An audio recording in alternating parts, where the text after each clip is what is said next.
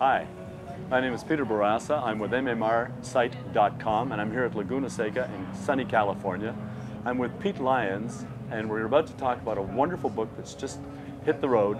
And Pete, a couple of simple questions. Sure. First, for those of us who have perhaps not been in touch as much as we should have in our youth, tell us a little bit about what the Can-Am was. The Can-Am was no rules.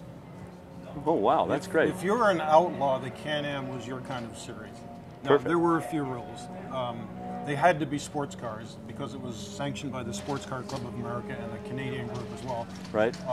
So that technically they had 2 seats and they had to have fenders. Right. But that's about the thickness of the rule book. There wasn't much else. So the unlimited power, unlimited aerodynamics, unlimited materials, design. There was never a weight limit on them and never a width limit. That's brilliant. So this was a kind of like a field where engineers with creativity could do all the things that perhaps in another series they couldn't. Exactly. How did you get involved with it? Your name is synonymous with the Can-Am today. First of all, it was plain blind luck.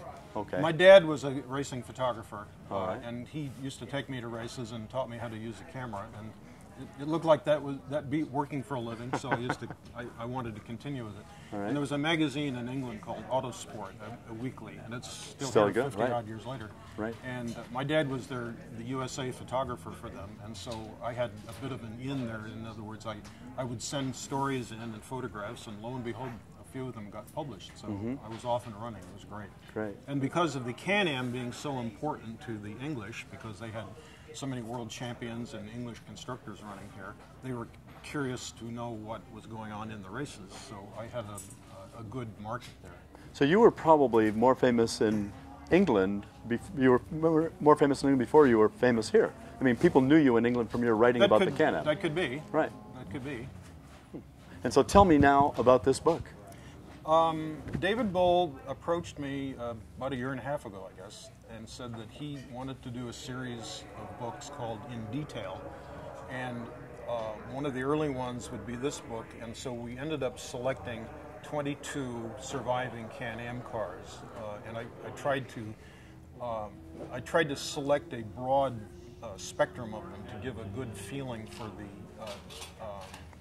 dramatic technical differences between the cars. Kind of the evolution from the beginning to the end. Yes, we have some cars from the very first year, 1966, and we have a couple of cars from 1974, the last year. Right. And they went from cars that were quite simple, that made about 500 horsepower, was a good power number for those days, to just a few years later, the racetracks were shaking under 1,100 horsepower. Wow. In just a few years. I mean, the escalation was fantastic, but there was nothing to stop them. Right. There was no regulation against it, and that's what made the Can-Am so fantastic. That's probably what killed it too, right? There's a lot of people who think that too much freedom hurt, but let's not also forget that there were economic problems. Right. It was the same time that smog and safety became more important than performance, and so the whole thing, the air went out of it. And personally, I think they did start introducing some rules, and my conceit about that is that the rules helped kill it. Right. If they kept it free and open, there still would have been a point to it. Right. But once they started putting rules in my opinion, it made it just one more sports car, so we needed. Well, on behalf of the MMR community and the people who are seeing this today, I want to thank you for doing this because, as a fan, as somebody who attended the races, this just evokes memories of wonderful parts of my life. And I'm sure everybody, and yours too, and everybody else's too. So thank you very, very much for doing it. We really appreciate it. Thank you. Appreciate it. Thank you.